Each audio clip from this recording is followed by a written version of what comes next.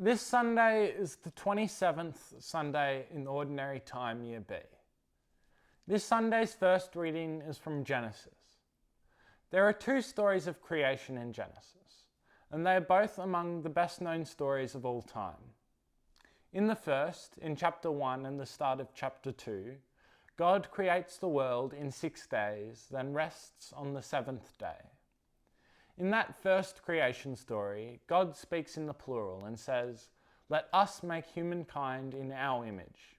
And then God makes man and woman together on the sixth day. This Sunday we hear an extract from the second Genesis creation story, which is at the main part of chapter 2. This Sunday's creation story is an origin of love story.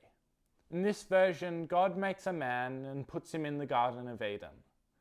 Then God makes a woman from one of the man's ribs. God brings them together.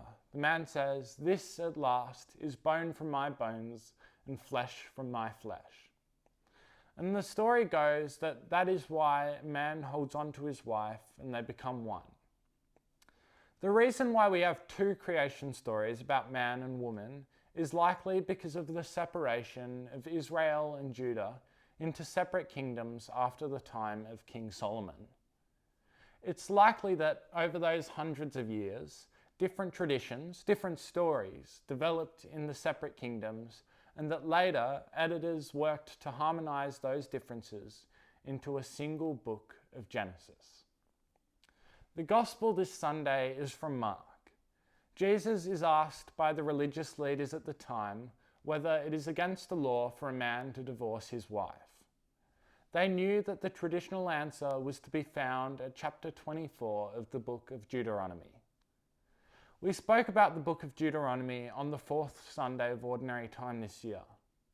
Mainly, Deuteronomy is a summary of the rules that Moses said that the Israelites should live by. Chapter 24 of Deuteronomy said that a man could divorce his wife whenever the man liked. But Jesus was a revolutionary.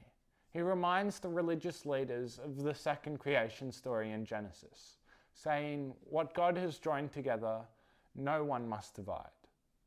Jesus is speaking up in the interests of women and men as equals.